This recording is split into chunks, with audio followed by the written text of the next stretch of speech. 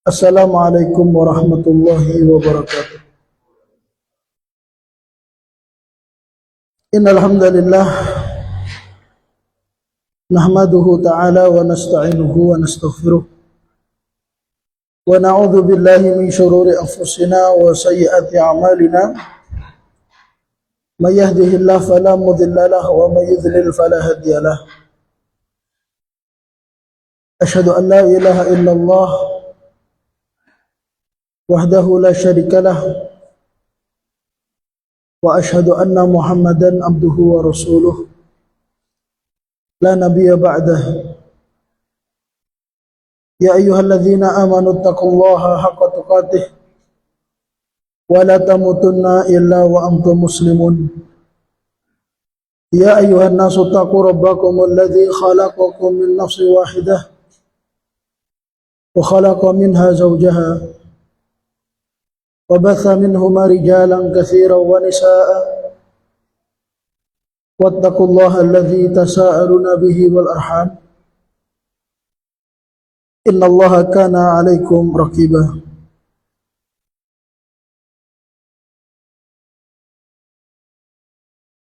يا أيها الذين آمنوا اتقوا الله وقولوا قولا سديدا يصلح لكم أعمالكم ويغفر لكم ذنوبكم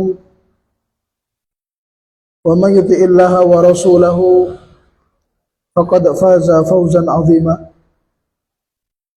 فإن أصدق الحديث كتاب الله تعالى وخير الهدي هدي محمد صلى الله عليه وآله وسلم وشر الأمور محدثاتها وكل محدثة في الدين بدعة وكل بدعة ضلالة وكل ضلالة في النار.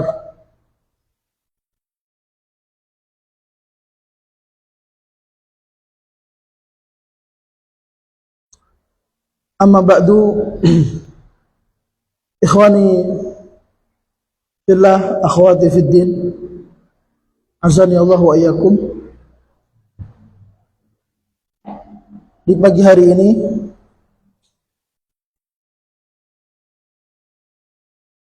di hari Ahad yang kedua di bulan Dzulqa'dah,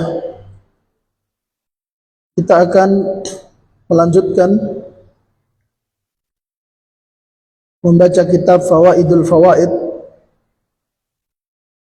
yang ditulis oleh Al-Imam Ibnu Qayyim Al-Jauziyah rahimahullah dan disusun ulang serta dirapikan oleh Syekh Ali bin Hasan Al-Halabi Al-Athari rahimahullah. Masih di bab pertama seputar akidah dan tauhid. Di pertemuan sebelumnya kita telah selesai membacakan pasal ke-14 sehingga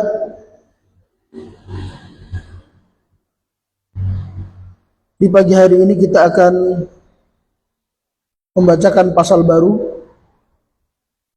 yaitu pasal ke-15. Pasal ke-15 diberi judul Al-Insanu Bainal Jabr wal Ikhtiyar. Dalam masalah takdir, manusia berada di persimpangan jalan antara dipaksa, tidak ada pilihan, tidak bisa memilih, atau masih bisa memilih, masih bisa mengusahakan, masih bisa ikhtiar, bahasa kasarnya masih bisa mengubah nasib.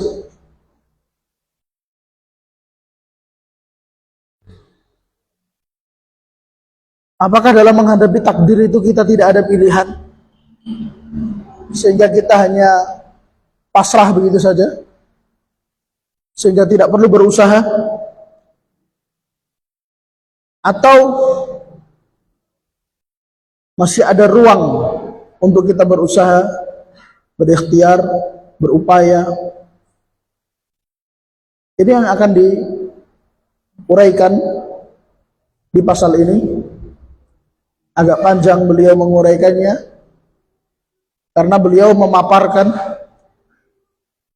pemahaman yang keliru di tengah masyarakat yang berkaitan dengan hal ini, yaitu apakah manusia di hadapan takdir sudah tidak memiliki pilihan atau masih bisa memilih dan berusaha. Baik.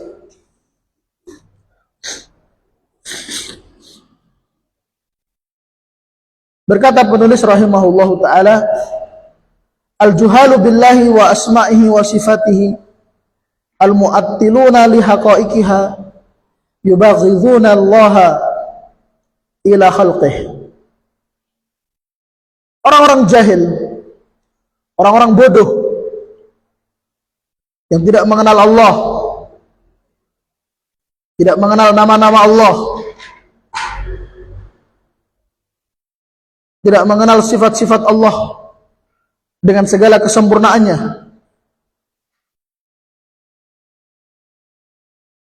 yaitu orang-orang yang tidak mengetahui hakikatnya.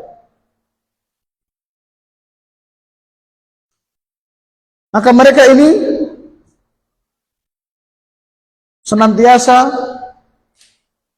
menjadikan manusia benci kepada Allah. Lihat bahaya kejahilan, terutama kejahilan masalah akidah, kejahilan masalah tauhid, kejahilan masalah asma wa sifat, menyebabkan dia tidak hanya sesat sendiri, namun dia juga menyesatkan orang lain. Tidak hanya menjadikan dirinya memiliki persangkaan yang buruk kepada Allah, bahkan dia juga membuat orang lain berprasangka buruk kepada Allah. Maka pentingnya kita belajar akidah, belajar tauhid, agar kita senantiasa mengagungkan Allah, memuliakan Allah,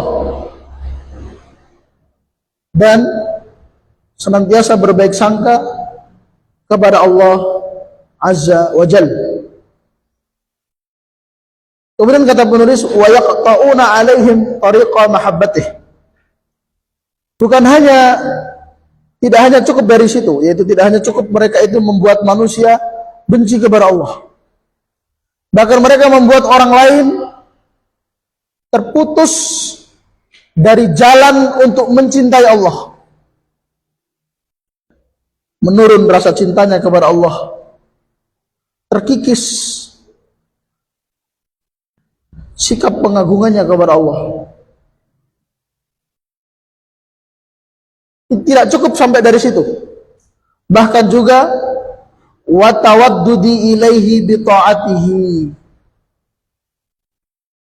wa tawaddudi ilaihi bi ta'atihi.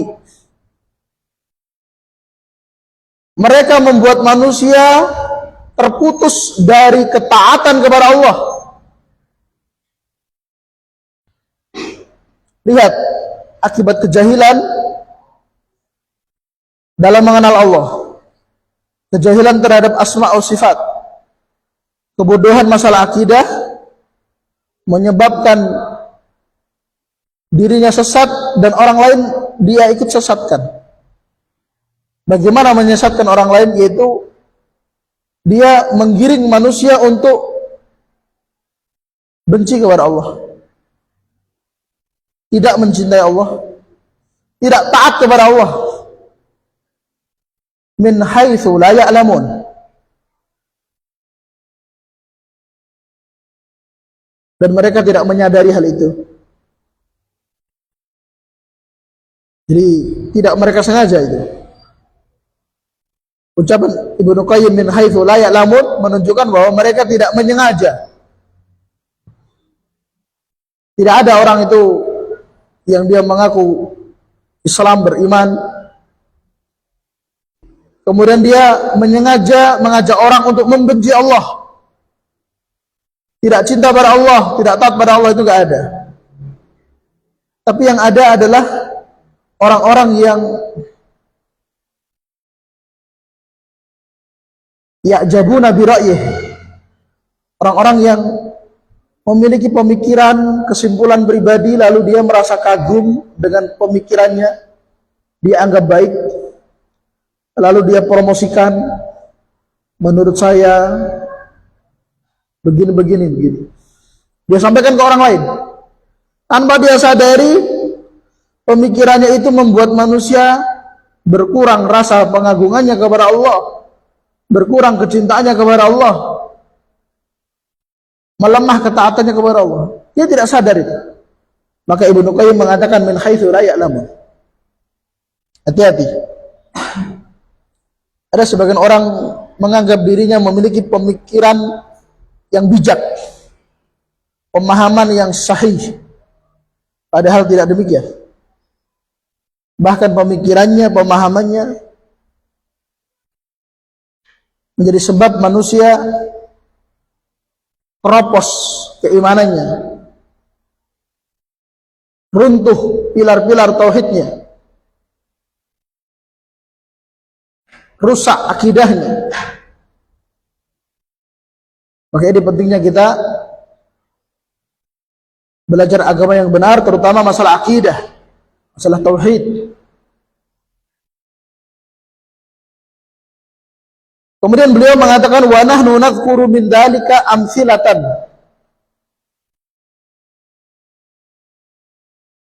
Tattakhidhi 'alaiha.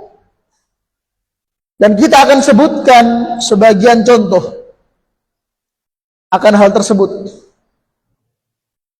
Manusia-manusia yang berada di persimpangan jalan dalam masalah takdir, memahami takdir dan ikhtiar kehendak manusia, kemudian mereka menyimpang dari jalan yang benar. Faminha, di antara mereka ada sekelompok orang, annahum yukirruna fi nufusidh dhu'afa, annallaha subhanahu la tanfa'u ma'ahu ta'ah wa in tala zamanuha wa balagha al-abdu wa ata bi dhahirihi wa batinihi. Ada sebagian orang, sekelompok orang yang mempengaruhi jiwa-jiwa manusia yang lemah keimanannya, lemah tauhidnya, lemah akidahnya, lemah pemahamannya, keilmuannya, menunjukkan kita nggak boleh lemah secara iman, tidak boleh lemah dalam akidah, tidak boleh lemah dalam keilmuan agama,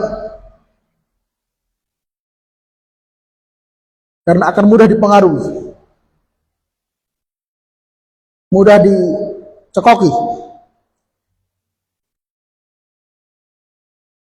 dicuci otaknya, disetting tanpa sadar, diarahkan kepada hal-hal yang menyimpang. Maka di sini dikatakan bahwa jiwa-jiwa yang lemah itu akan dipengaruhi. Saya terjemahkan dipengaruhi, cuman bahasanya Ibnu Qayyim ini yukirun ini dibuat mantap, ngeri,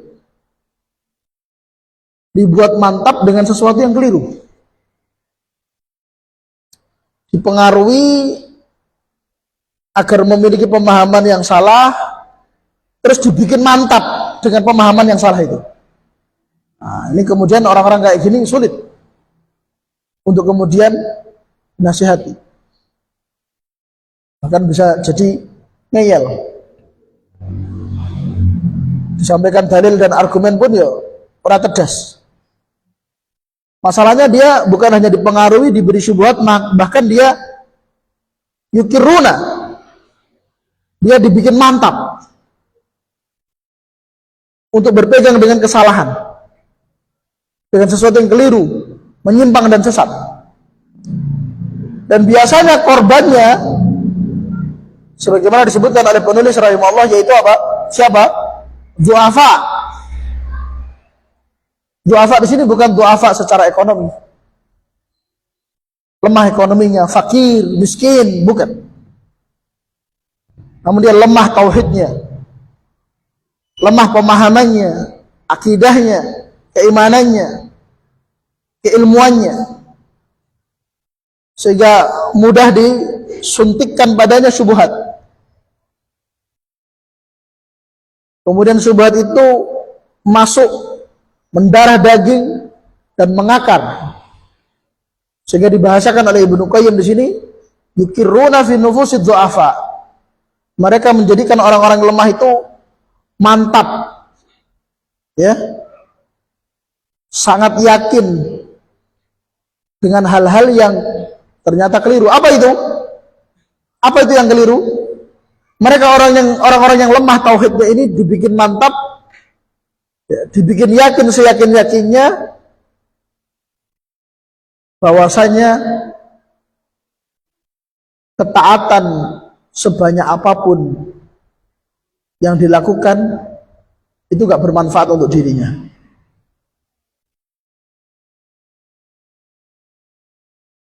Dia sholat, dia puasa, dia sedekah, dan yang lainnya dari ketaatan itu gak ada gunanya.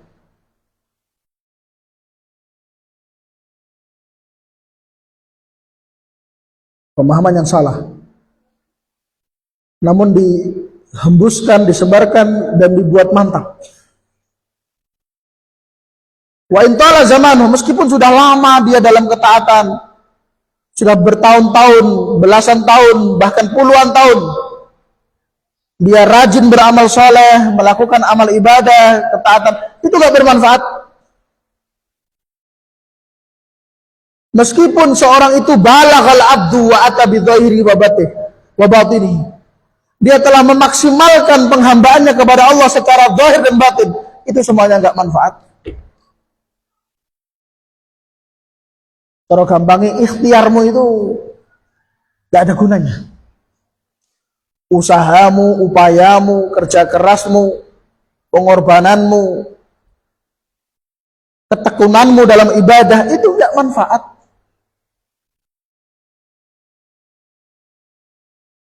Kenapa? Karena wa anal abda laisa ala thiqatin wala amnin min makrihi. Meskipun banyak ketaatan, kita itu kata mereka ya, tidak sepenuhnya aman dari tertimpa azab Allah, dari nasib pada akhirnya masuk neraka.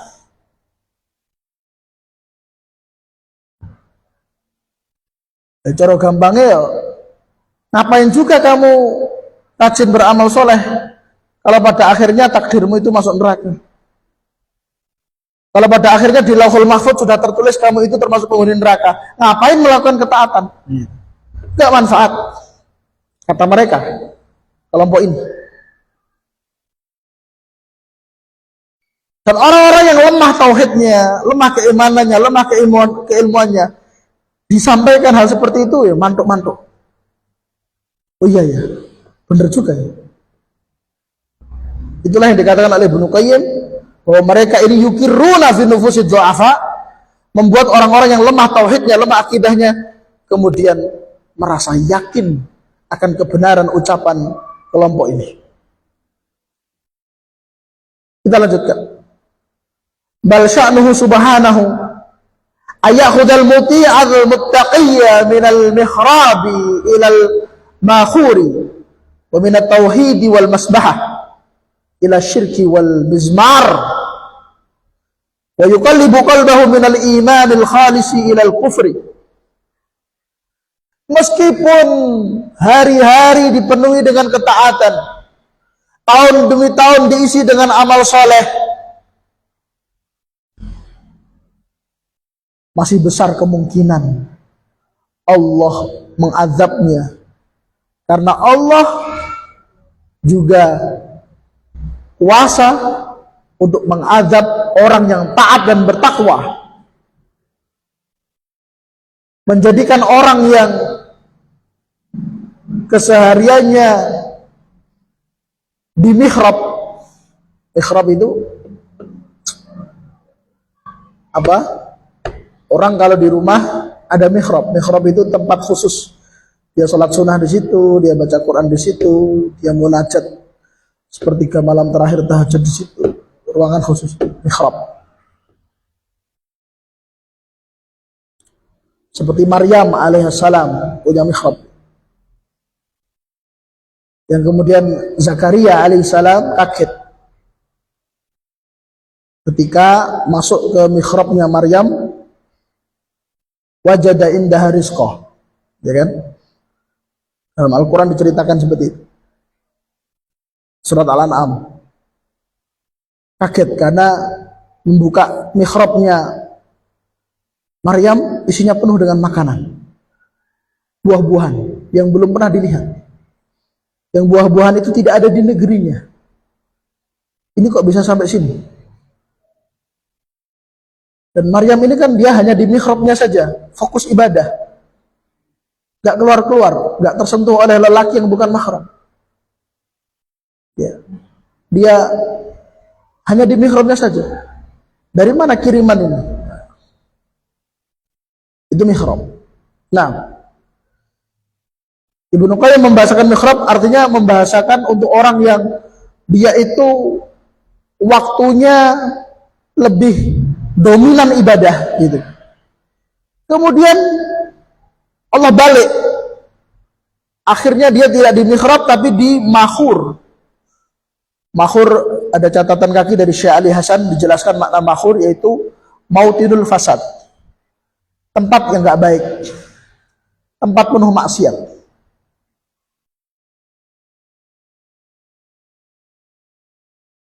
Apa gunanya melakukan ketaatan kalau pada akhirnya orang yang biasanya di masjid, biasanya di musola, biasanya di tempat ibadah berjam-jam, namun pada akhirnya dia ditakdirkan berada di tempat maksiat bersama pelaku maksiat. Kalau sudah kayak gitu ngapain juga melakukan ketaatan? Pola berpikirnya kelompok pertama. Wa minat tauhid wal masbahah ila syirki wal mizmar. Dari yang mulanya bertauhid kemudian syirik.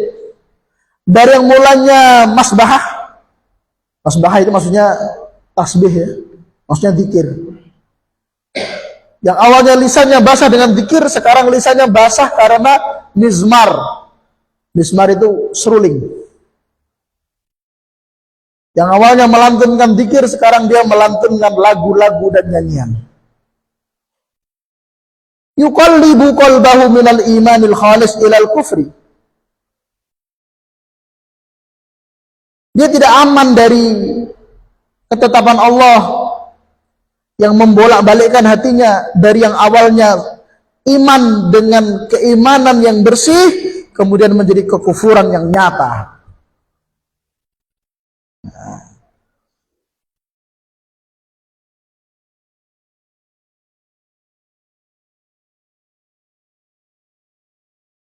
Bukan hanya itu, bukan hanya statement yang disampaikan oleh mereka kelompok pertamanya. Jadi tadi kan semuanya disampaikan statement salah ya, keliru, menyimpang, sesat. Mereka nggak cuma jago ya, retorika, sehingga kemudian yang mendengarkannya terus mantuk-mantuk yakin, oh benar juga ya. Bahkan mereka juga berdalil, berargumen. Terkadang dalilnya sahih. Ayat Quran jelas ayatnya, hadis jelas sahihnya, riwayat siapa. Cuman pemahamannya yang keliru. Pemahamannya yang keliru. Maka kata Ibnu Qayyim, wa yarwuna fi dzalika atharan sahihatan lam yafhamuha wa batilatan lam yakul hal ma'sumu. Bahkan mereka mendatangkan riwayat, mendatangkan dalil, mendatangkan argumen. Argumentasi mereka tidak keluar dari dua model. Yang pertama, argumentasi yang berupa dalil sahih. Ayatnya jelas, hadisnya jelas sahih, ada di Sahih Bukhari, ada di Sahih Muslim misalnya. Tapi lam yafhamuha, mereka tidak memahami riwayat itu, dalil itu dengan pemahaman yang benar. Itu yang pertama. Yang kedua, wa batilatan, atau mereka mendatangkan riwayat-riwayat yang batil, hadis-hadis palsu. Lam yakul hal ma'sum, yang mana al ma'sum maksudnya Nabi SAW. Lam yakulha, tidak pernah mengucapkannya. Itu hanyalah kedustaan atas nama Rasul SAW. Jadi mereka berdalil, dalil mereka dua model. Kalau enggak, dalilnya sahih namun pemahamannya keliru, atau yang kedua, dalilnya yang enggak sahih. Jadi jangan kalau ada orang itu berdalil Quran jelas ayatnya, hadis jelas riwayat siapa, jelas sahihnya, jangan terus langsung apa? Langsung kemudian diterima dalam artian itu adalah kebenaran. Dalilnya benar, namun tidak menutup kemungkinan pemahaman dia yang salah.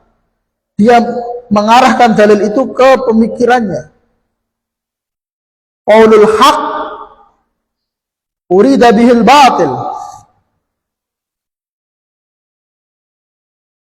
Dulu pernah kita bacakan kitab kecil ya, Syekh Ali Hasan Al-Halabi, tentang apa? 100 lebih ya pelajaran yang bisa diambil dari dialog antara Ibnu Abbas radhiyallahu anhu dengan tokoh-tokoh sempalan Khawarij yang bermarkas di daerah Harura di Irak sana. Dan ketika mereka mendebat Ibnu Abbas, mereka berdalil dengan ayat-ayat Al-Quran. Karena mereka ini penghafal Quran. Tokoh-tokoh Khawarij ini penghafal Quran. Jadi mereka membaca 30 juz seperti membaca Al-Quran. Membaca apa? Al-Fatihah. Gak perlu mikir lama. Gak perlu mengingat-ingat. Keluar dengan sendirinya. Tapi mereka memiliki pemahaman yang menyimpang. Maka setiap ayat yang dibawakan oleh mereka didudukkan oleh Ibnu Abbas. Ini maknanya demikian. Sehingga menampakkan pemahaman mereka yang menyimpang. Makanya ketika mereka mengkafirkan Ali bin Abi Thalib radhiyallahu anhu berdalil dengan ayat-ayat Al-Quran, maka Ali bin Abi Thalib mengomentari apa? Qaulul haq. Yang mereka bacakan adalah ucapan yang hak, karena itu firman Allah, Al-Quran. Tapi urida bihil batil. Tapi yang mereka inginkan dengan membacakan ayat-ayat itu adalah kebatilan. Ayatnya benar, tapi pemahaman mereka yang batil. Tujuan mereka dibalik membacakan ayat itu yang batil. Maka hati-hati. Karena kelompok menyimpang dalam masalah takdir ini, mereka dalam meyakinkan audiens, meyakinkan jamaahnya, mereka juga berdalil membacakan Al-Quran dan Sunnah, bahkan Sunnah yang sahih, sehingga menjadi tambah yakin. Padahal itu adalah kebatilan. Oleh karena itu Imam Al-Barbahari rahimahullah pernah mengatakan dalam kitabnya Syarhus Sunnah, idza sami'ta qaula ahadin fi zamanika khasah fala tu'ajjilanna wa la tadkhulanna minhu fi syai' hatta tangdura aw tas'al. Jika engkau mendengar orang di zamanmu berbicara sesuatu, bahkan berdalil dengan Quran dan hadis, fala tu'ajjilanna, jangan terburu-buru kamu terima. Wala tadkhulanna minhu syai', dan jangan sampai yang dia ucapkan itu terlanjur masuk ke dalam hatimu. Hatta tangdura, sampai engkau menelitinya dulu. Au tas'ala, atau engkau tanyakan kepadanya. Jika ada para pendahulunya yang berbicara tentang hal itu, menafsirkan ayat tersebut, ada salafnya, maka terimalah. Namun jika tidak, maka tinggalkan. Baca Quran, baca hadis, tinggalkan. Karena tidak ada salafnya, tidak ada pendahulunya dari salafus saleh yang memahami ayat itu atau hadis itu seperti pemahaman dia. Nah, kita lanjutkan. Wa yaz'umuna anna hadza haqiqatut tauhid. Lebih mengerikan lagi. Dia menyampaikan hal-hal yang menyimpang, yang melenceng. Seperti tadi ya, gak ada gunanya melakukan ketaatan jika di Lauhul Mahfudz sudah tertulis takdir begini-begini. Toh pada akhirnya masuk neraka juga, toh pada akhirnya ditakdirkan mati di tempat maksiat. Kalau begitu ngapain juga melakukan ketaatan? Gak ada manfaatnya. Pernyataan yang menyimpang ini mereka klaim sebagai hakikat tauhid. Jadi hati-hati. Jangan setiap ada kajian tauhid antum tertarik. Terkadang itu tauhid versi dia. Ada tauhid versi Mu'tazilah. Apa itu tauhid versi Mu'tazilah? Tauhid versi Mu'tazilah adalah menolak sifat-sifat Allah dengan alasan nanti menyerupakan Allah dengan makhluk. Jadi orang Mu'tazilah punya kajian tauhid, tapi tauhid versi mereka. Orang Khawarij juga punya kajian tauhid. Apa tauhid versi mereka? Mengkafirkan penguasa dengan sebab penyelewengan dalam menjalankan amanah negara, lalu dikafirkan, dikatakan sebagai tauhid, itulah tauhid.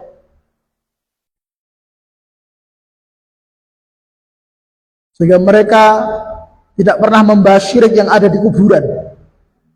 Mereka sibuk membahas syirik yang ada di gedung-gedung parlemen, gedung-gedung istana negara. Itu tauhid versi Khawarij. Belum lagi tauhid versi orang-orang filsafat. Tauhid versi ekstremis sufi, bahwa tauhid artinya Tuhan menyatu dengan hambanya, sehingga ada keyakinan manunggaling kaula Gusti. Itulah tauhid versi mereka. Jadi jangan kita harus memberi perhatian terhadap tauhid, kita harus ikut kajian tauhid, terus kemudian serampangan ikut kajian. Enggak.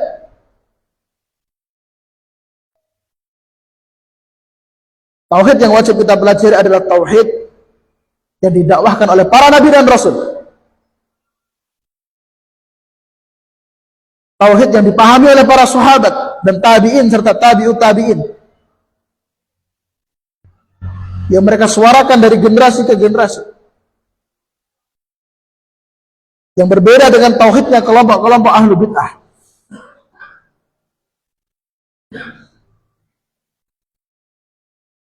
Nah, jadi mereka ini, kita lanjutkan baca kitab ini. Mereka menamakan tadi hakikat tauhid.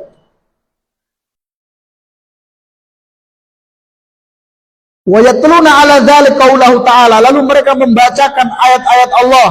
Lihat, sudah menyimpang, melenceng, berdalil dengan Quran lagi.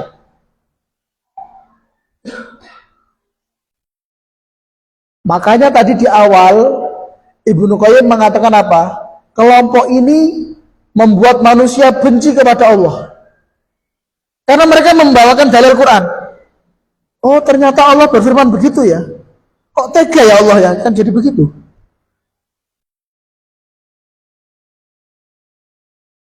Allah kok seperti itu ya? Kita sudah melakukan ketaatan, pada akhirnya masuk neraka juga. Kok gitu ya Allah ya? Akhirnya mereka benci kepada Allah. Maka di awal Ibnu Qayyim mengatakan ini kelompok-kelompok menyimpang ini secara tidak sadar mereka menggiring manusia untuk membenci Allah. Kenapa Ibnu Qayyim membahasakan atau mengatakan mereka tidak sadar? Mereka tidak menyengaja itu. Karena mereka menganggap pemikiran mereka ini adalah hakikatut tauhid. Inilah hakikat tauhid, tapi hakikat tauhid versi mereka. Bukan versi para nabi dan rasul.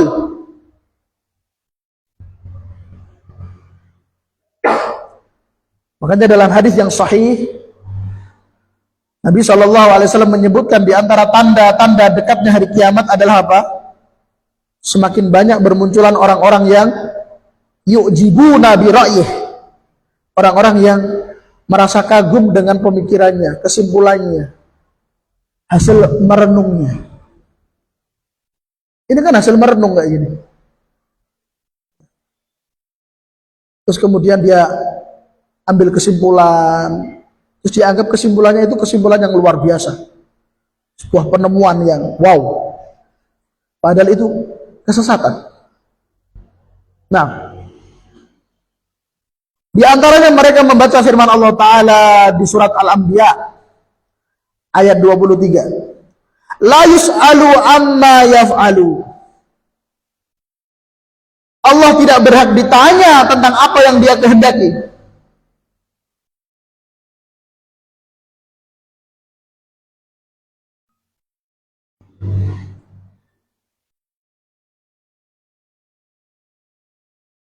Jadi sangat mungkin, kata mereka, sangat mungkin, sangat berbuka lebar kemungkinan orang itu melakukan ketaatan, namun pada akhirnya takdirnya masuk neraka. Kenapa itu bisa terjadi? Allah nggak berhak ditanya. Sudah terima saja apa adanya. Akhirnya kemudian muncul ya anggapan Allah kok gitu ya. Makanya di awal Ibnu Qayyim mengatakan sekali lagi, mereka ini secara tidak sadar menggiring manusia untuk benci kepada Allah, berburuk sangka kepada Allah. Mereka juga membacakan firman Allah Ta'ala di surat Al-A'raf ayat ke-99. Afa'aminu makrallah fala ya'manu makrallah illa al-qawmul khasirun. Apakah mereka merasa aman dari azab Allah, siksaan Allah?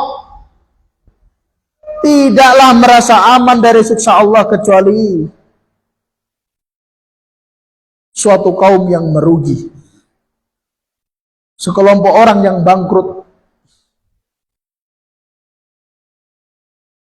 Kata mereka, lagi-lagi mereka membacakan ayat tapi menafsirkannya sesuai dengan isi kantongnya, sesuai dengan otaknya yang rusak. Lalu kata mereka, jadi kita ini meskipun banyak ketaatan, banyak ibadah, tapi kita nggak aman dari azab Allah. Sangat besar kemungkinan kita menghabiskan hidup kita untuk ibadah, namun pada akhirnya masuk neraka kekal selamanya. Itu tafsir versi mereka. Padahal bukan itu yang Allah maksud. Ya, yang Allah maksud pada ayat ini adalah orang-orang yang dia bergelimang maksiat, selalu berbuat dosa, namun kehidupan dunianya nyaman, ya, ekonominya lancar, bisnisnya jalan, padahal setiap hari maksiat. Terus dia merasa, oh berarti saya nggak diadab oleh Allah. Buktinya, meskipun maksiat jalan terus, namun bisnis lancar. Itu yang dimaksud oleh Allah. Namun mereka memalingkannya, bahwa ayat ini yang dimaksud adalah orang yang rajin beramal soleh, beribadah, ya, namun pada akhirnya masuk neraka juga. Jahat sekali ini kelompok ini. Karena mereka kemudian menggiring opini manusia untuk kemudian berburuk sangka kepada Allah. Allah kok gitu ya? Sudah capek-capek taat pada Allah malah masuk neraka.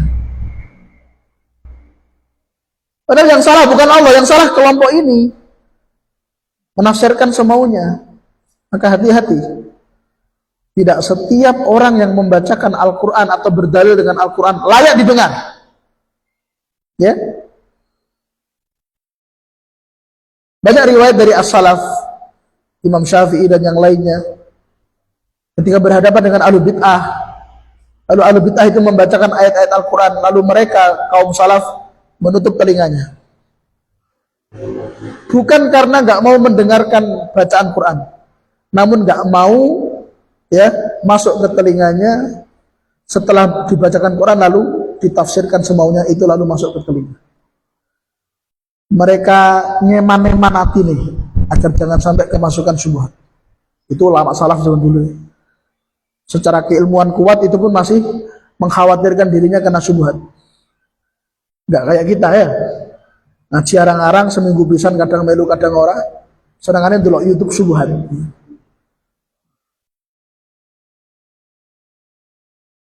Ilmu jarang masuk, syubhat sering masuk. Repot.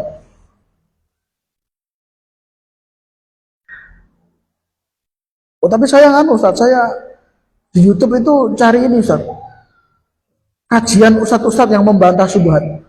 Tidak semua kajian ustadz-ustadz ahlu sunnah yang membantah syubhat itu layak untuk dikonsumsi. Bukan artian bahwa ustadz tersebut bermasalah, enggak, tapi kesiapan kita untuk mengkonsumsinya. Apakah kita sudah memiliki dasar-dasar keilmuan yang siap memahami uraiannya? Karena khawatirnya ketika ustadz tersebut menyebutkan syubhatnya, setelah itu membantahnya, ketika menyebutkan syubhatnya kita paham, oh syubhatnya ini. Ketika membantahnya kita nggak paham bantahannya. Akhirnya syubhat wis kadung mlebu, bantahannya nggak masuk gitu kan.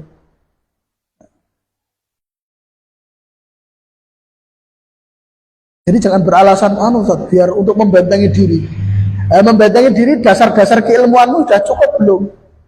Kajian rutin yang membentuk kerangka keilmuanmu itu sudah ada belum? Belum ya aja kewanen. Kadang kewanen. Lagi iso 1-2 jurus wis nantang pendekar ya. Pendekarnya lagi wahing wis geblak.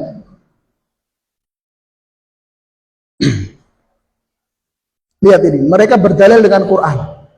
Namun pemahamannya yang keliru. Wa qaulahu, dan juga mereka membawakan firman Allah Ta'ala di surah Al-Anfal ayat ke-24. Wa'lamu annallaha yahulu bainal mar'i wa qalbi.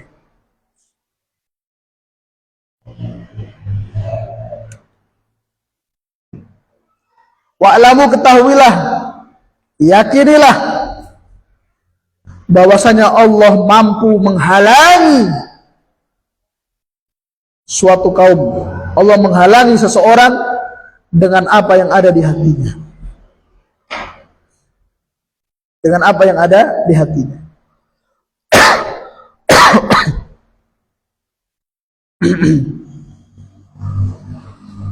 Ayat ini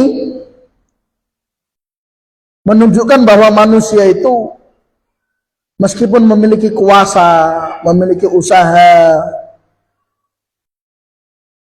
memiliki ikhtiar, namun usahanya, ikhtiarnya itu masih di bawah kehendak Allah. Itu maksud ayat ini. Tapi mereka, kelompok menyimpang ini, tidak memberi pemahaman seperti itu ke masyarakat. Mereka memberikan pemahaman bahwa ayat ini menunjukkan kita itu tidak memiliki hak untuk berusaha sedikit. Sia-sia kita berusaha. Sehingga ngapain juga melakukan ketaatan, ngapain juga melakukan amal soleh. Itu salahnya mereka.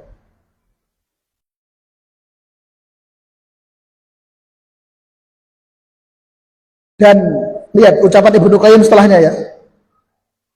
Lihat bahwa kelompok ini, kelompok pertama ini, mereka berdalil mantap dengan dalil Quran ya. Al-Anbiya ayat 23, Al-A'raf 99, Al-Anfal 24, atau yang semisal dengannya. Bahkan mungkin mereka berdalil dengan hadis, nanti akan datang hadisnya. Namun kenyataannya mereka itu sedang apa?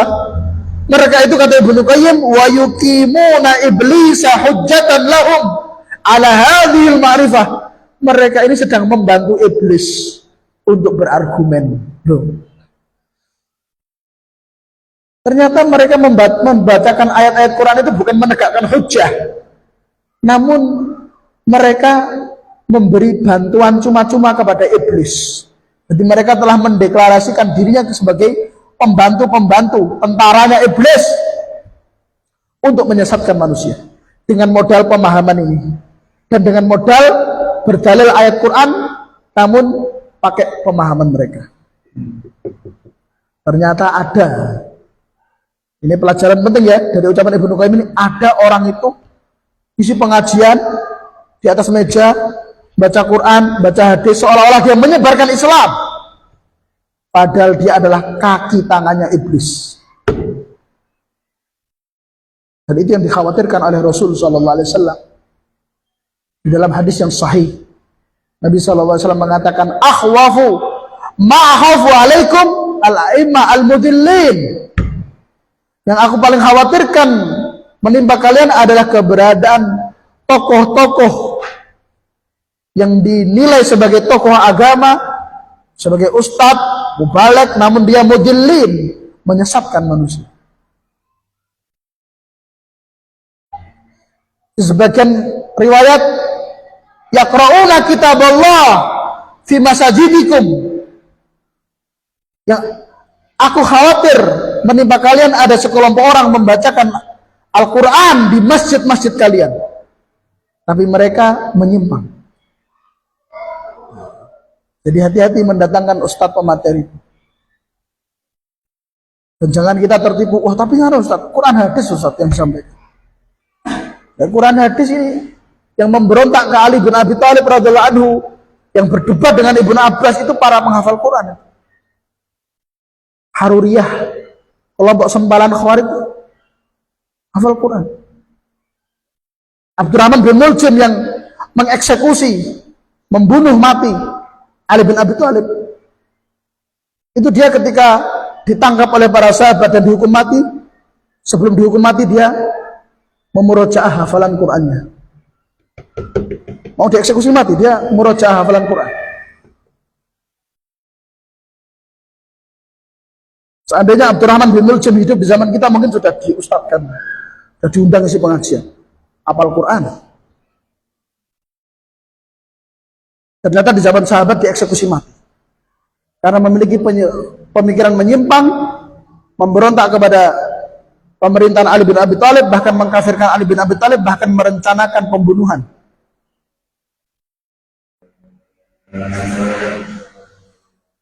Sampai-sampai Abdurrahman bin Muljim ini apa? Senjata tajam yang digunakan untuk menusuk Ali bin Abi Thalib ini direndam di air beracun. Karena kalau nggak gitu nanti ditusuk mungkin masih bisa diobati. Tapi kalau direndam air beracun nanti ditusuk, racunnya menyebar ke tubuh. Ini sangat kejam.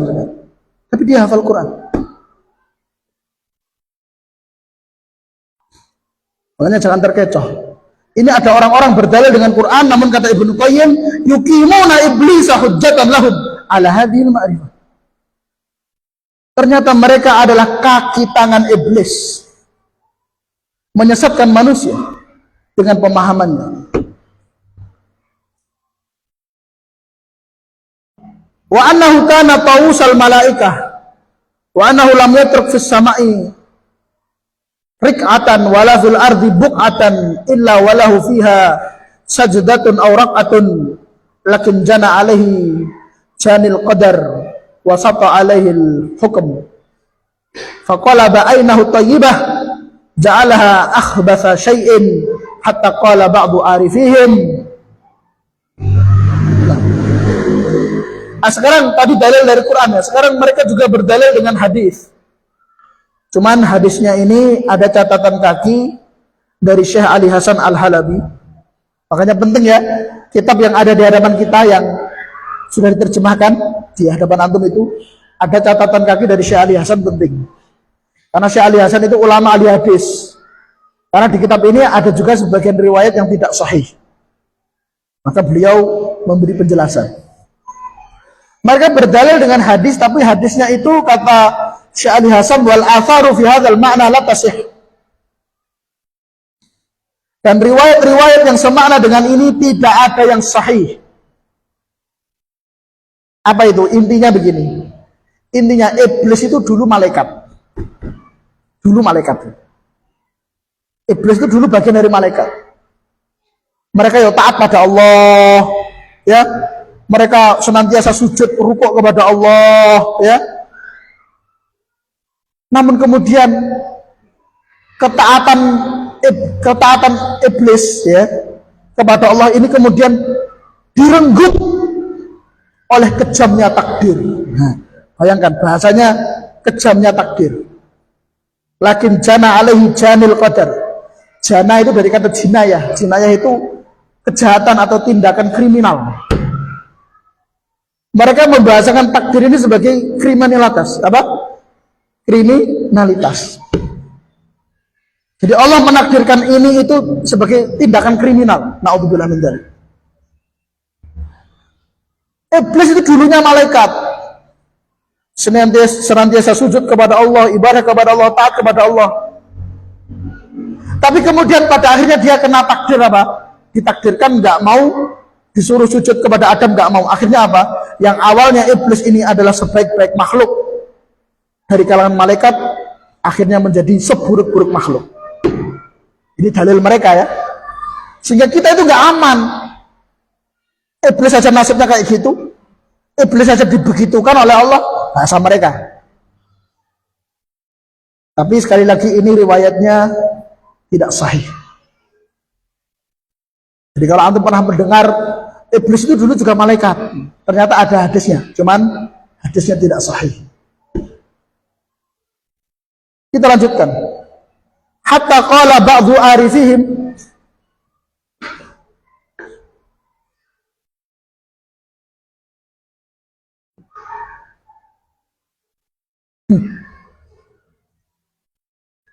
sampai-sampai sebagian orang yang arif di kalangan mereka, ada catatan kaki dari Syekh Ali Hasan, minal asyairah, dari kalangan Asy'ariyah, ya. Ini fitnah Asy'ariyah ini luar biasa, terutama di zaman ini. Sebagian ikhwan ngaji di zaman ini banting setir ikut kajian Asy'ariyah. Bahkan sebagian ustadz salafi kemudian jadi Asy'ari, bermetamorfosis, ya.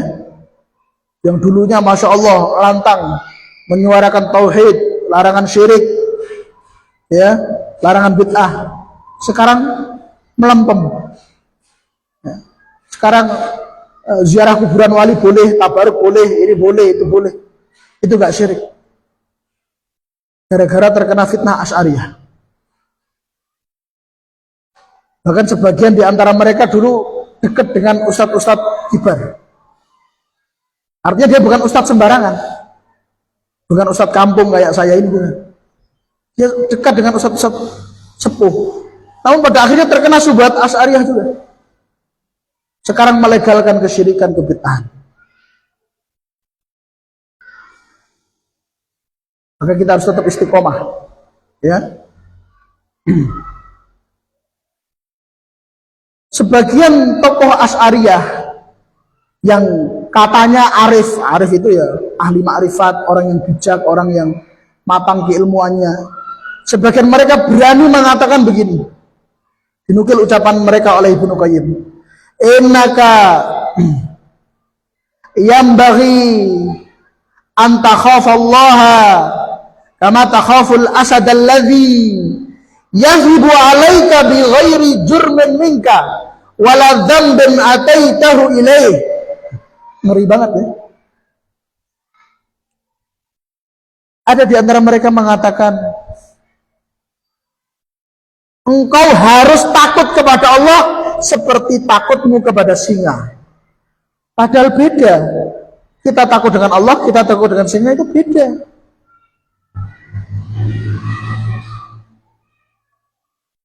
Kita takut kepada Allah dengan segala Asmaul Husna, nama-nama Allah yang maha indah. Kita takut kepada Allah dengan segala sifat-sifat Allah yang sempurna. Kita takut kepada Allah karena kita mengagungkannya. Jadi rasa takut kita kepada Allah karena kita mengagungkan Allah. Beda dengan takut kita dengan singa. Kita takut dengan singa karena dia hewan buas yang membahayakan kita, yang kita nggak salah apa-apa tiba-tiba diterkam, ya. Pernah nggak jalan papasan singa, pernah nggak? Kayak ngelirik tok, kayak ngelirik tok diterkam, salahku apa? Tapi ini tokoh Asy'ariyah ini mengatakan apa? Takutlah kalian kepada Allah sebagaimana kalian takut kepada singa. Loh, lancang sekali. Diperparah lagi, dia memberikan penjelasan. Kenapa kok kita takut kepada Allah itu harus seperti takut kepada singa? Karena singa itu bisa menerkam kamu tanpa kamu menyakiti singa, tanpa kamu melakukan kesalahan. Kowe arep wong apik, arep wong elek, ketemu singa tetap diterkam. Seolah-olah secara tidak langsung dia itu mengatakan Allah ya seperti itu. Meskipun kamu sudah menghabiskan waktumu, usiamu untuk taat ibadah kepada Allah, bisa saja Allah memasukkanmu ke neraka tanpa dosa yang kamu lakukan. Maka lihat catatan kaki. Syekh Ali Hasan mengatakan, wa hadza min su'i dhannihim bi rabbihim jalla sya'nuhu. Ini bentuk nyata bahwa mereka berburuk sangka kepada Allah. Ini buruk sangka kepada Allah. Nggak boleh, ini kufur, ini bahaya, merusak tauhid. Itu dalil mereka dari hadis yang pertama. Cuman hadisnya ini dhaif. Yang kedua sekarang hadis yang sahih. Kan tadi Ibnu Qayyim sudah jelasin ya. Mereka itu kalau berdalil, imma hadisnya sahih tapi pemahamannya yang menyimpang, imma hadisnya dhaif. Hadis dhaif sudah tadi. Sekarang beliau akan membawakan hadis sahih. Kenapa kita katakan sahih? Karena ini hadis ada dalam Sahih Bukhari, ada dalam Sahih Muslim. Wa yahtajuna biqaulin Nabi sallallahu alaihi wasallam. Mereka berhujjah, berargumen, berdalil dengan hadis. Ucapan Nabi sallallahu alaihi wasallam, "Inna ahadakum la ya'mal bi amali ahli jannah hatta ma yakunu bainahu wa bainaha illa dhira'. Fayasbiqu alaihi alkitab fayamalu bi amali ahli nari fayadkhuluha." Ini hadis ada di Arba'in Nawawi, yang pernah belajar Arba'in Nawawi, hadis keempat, hadis nomor urut keempat. Hadisnya agak panjang ya, dari sahabat Ibnu Mas'ud, namun di sini dibawakan potongannya yang ada kaitan dengan pembahasan. Kalau sebelumnya kan ada lafaz apa? Tentang apa? Bayi itu kalau 4 bulan dalam kandungan maka akan dicatatkan takdirnya, itu kan itu ya, hadis itu. Yang kemudian di akhir hadis ada ini. Salah seorang di antara kalian ada yang selama hidupnya melakukan amalan penduduk surga. Artinya apa? Dia beramal soleh, yang dengan amal soleh itu idealnya udune kan itu kan, dia masuk surga. Kata Nabi SAW, ada orang ya bertahun-tahun, kecilik nanti remaja sampai dewasa, sampai besar, sampai bapak-bapak, sampai sudah punya anak, punya cucu, senantiasa dalam ketaatan kepada Allah, hatta ma yakunu bainahu wa bainaha illa dhira', sampai ketika jarak antara sisa hidupnya, antara dia dengan kematiannya itu cuma 1 hasta. Coro Jawane dilungkas mati. Tinggal hitungan menit meninggalkan dunia. Fayasbiqu alaihil kitab. Namun dia sudah didahului dengan catatan di Lauhul Mahfuz. Artinya di catatan Lauhul Mahfuz dia itu termasuk penghuni neraka. Padahal kecil, nganti remaja, sampai dewasa, sampai besar, berkeluarga, punya cucu, ibadah terus. Namun di catatan takdirnya itu dia penghuni neraka. Sehingga apa? Ketika sebentar lagi meninggal, dia ya'malu bi amali ahlin nar. Dia beramal dengan amalan penduduk neraka. Di detik-detik akhir kehidupannya dia melakukan dosa kemaksiatan dan dia meninggal di atasnya, naudzubillah min dzalik. Akhirnya gimana nasibnya? Fayadkhuluha, maka dia masuk neraka. Hadisnya sahih. Ada, bisa dicek Sahih Bukhari, bisa dicek di Sahih Muslim. Nah, orang yang nggak paham, tidak memiliki pemahaman yang sahih terhadap Quran dan Sunnah, yang penting Quran hadis, tapi mengesampingkan pemahaman. Makanya kalau ingin selamat, kata Syekh Albani, ada 3 rukunnya. 1 mengikuti Quran, 2 mengikuti hadis, ketiga dalam memahami keduanya Quran hadis harus dengan pemahaman yang benar, pemahaman salafus saleh. 3 itu harus jangkep. Dengan Quran, dengan hadis tok gak cukup. Buktinya ini, mereka berdalil dengan Quran hadis. Bahkan hadisnya sahih riwayat Bukhari Muslim. Tapi pemahamannya bermasalah. Nah, terus yang benar gimana ini? Kok ngesak gemen ya? Kok yang melasmen? Cilik nganti gede, nganti wis putu. Ora pernah absen sholat jamaah di masjid. Ternyata pada akhirnya jebloskan neraka. Kok segitunya ya? Kan akhirnya berburu sangka kepada Allah. Kita baca penjelasan para ulama, ojo dipahami dewe, gitu kan. Penjelasan para ulama seperti Syekh Masyhur Hasan Al-Salman dan yang lainnya, dan mereka menjelaskan bukan dengan pemahaman pribadi loh ya. Itu kan pemahamannya ulamamu, ulama sawah, apa sawah? Salafi Wahabi, ulama sawah. Syekh Masyhur itu ulama ahli hadis, temannya Syekh Ali Hasan. Beliau membawakan riwayat hadis yang lain yang menafsirkan hadis ini. Jadi ada hadis lain yang menafsirkan hadis ini. Ternyata puluhan tahun beramal soleh dia mengamalkannya mura'ina linnas, riya. Itu yang menyebabkan dia pada akhirnya masuk neraka. Ternyata amal solehnya selama ini nggak bermanfaat. Kenapa? Dilakukan karena riya. Sehingga kita terkaget-kaget, loh dulunya dia baik, orang soleh, ahli sedekah. Ternyata dia sedekah agar ingin dipuji, dermawan. Dia senantiasa ke masjid jamaah agar dipuji, rajin sholat jamaah. Dan seterusnya dan seterusnya. Cari pujian, cari pengakuan manusia. Apalagi di zaman kita ini ya, zaman ingin apa? Diakui. Apa bahasanya? Membranded apa? Membikin brand diri kita ya.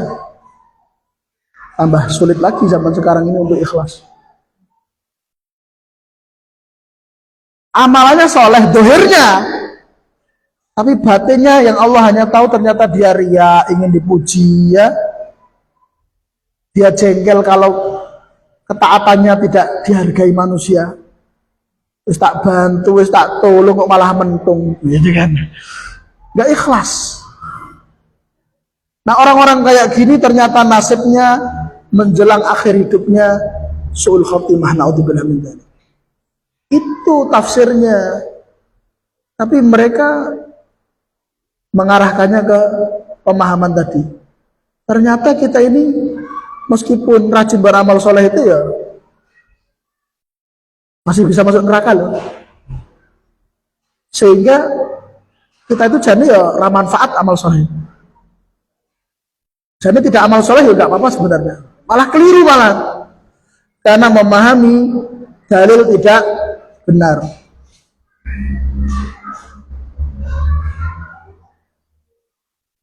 Gak cukup sampai situ. Mereka gak hanya berdalil dengan Quran dan hadis, mereka juga berdalil dengan ucapan salaf. Tambah ngeri lagi ya. Makanya apa? Di dalam Al-Quran surat Taubah itu gimana bunyinya? Wasabiqunal awwalun minal muhajirin wal ansor walladzina tabauhum bi ihsan. Lihat. Kata kuncinya bi ihsan.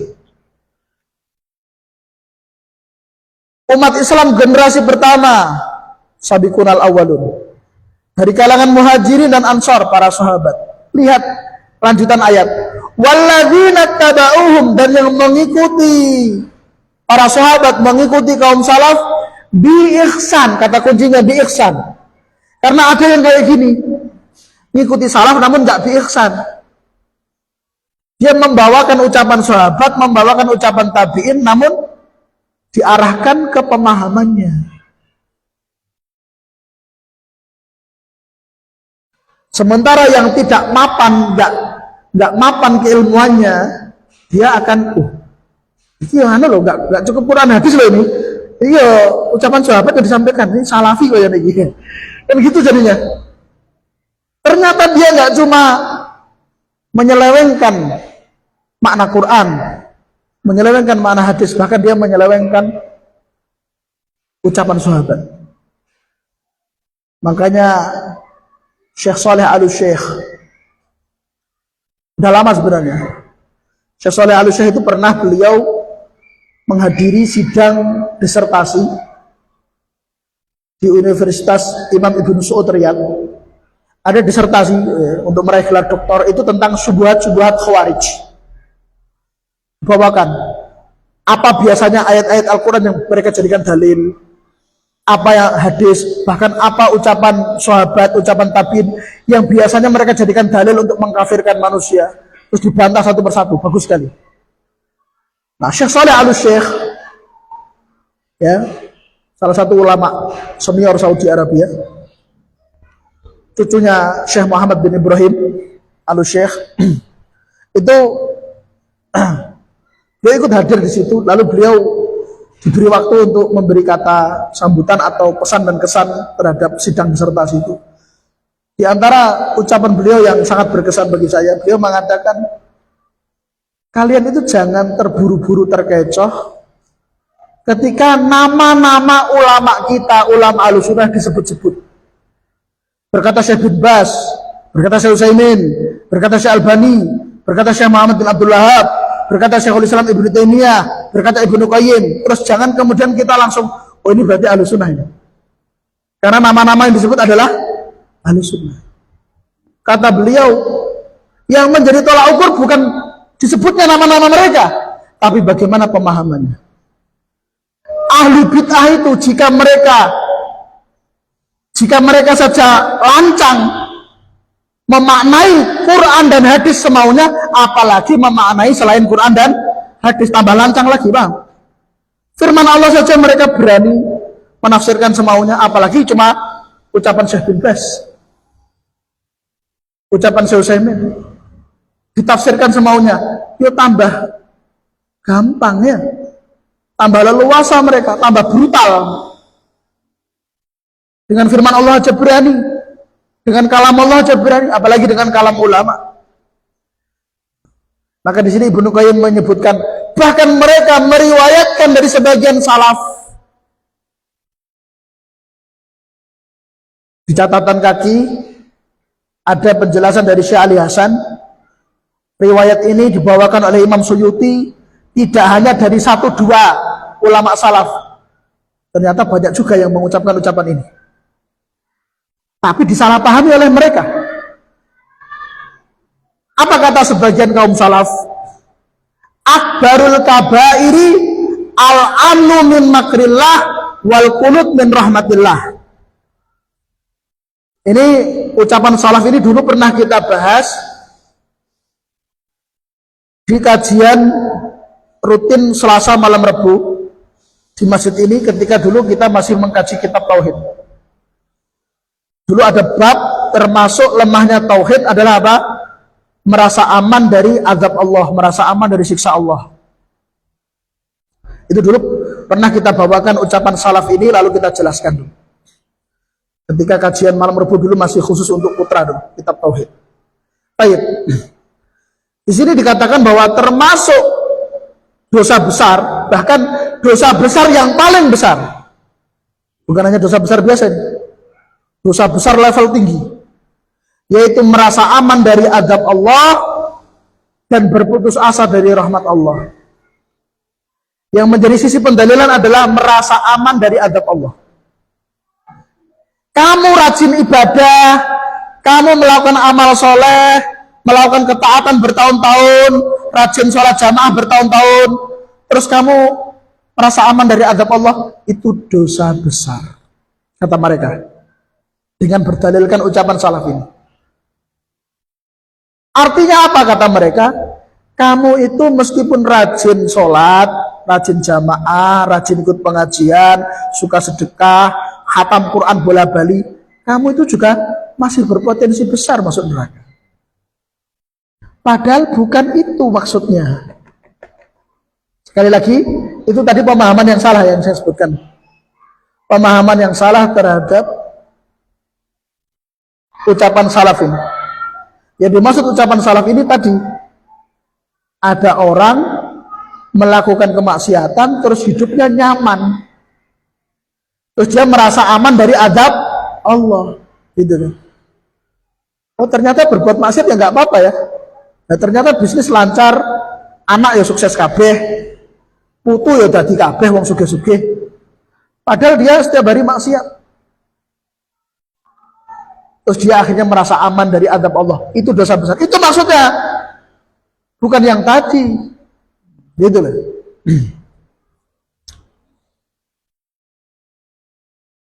Tapi ini masih panjang ya, Masya Allah. Ini kita baru dapat sepertiga. Kita baru membacakan sepertiga dari pasal ini. Dan sengaja saya bacanya pelan-pelan karena Ibnu Qayyim juga membawakan syubhat. Makanya perlu saya dudukkan dulu, ini syubhatnya begini, bantahnya begini gitu. Khawatirin nanti antum ora paham syubhatnya atau paham syubhatnya ora ngerti bantahannya akhirnya. Karena hati kita itu seperti spons. Ada air sedikit dah masuk, hati-hati makanya ya. Demikian ikhwan wal akhwat yang bisa kita bacakan, semoga bermanfaat. Insyaallah kita lanjutkan pekan depan ya. Insyaallah pekan depan Ahad pertama. Nih kita akan lanjutkan membaca pasal ini. Subhanakallahumma wa bihamdik, asyhadu an la ilaha illa anta, astaghfiruka wa atubu ilaik. Assalamualaikum warahmatullahi wabarakatuh.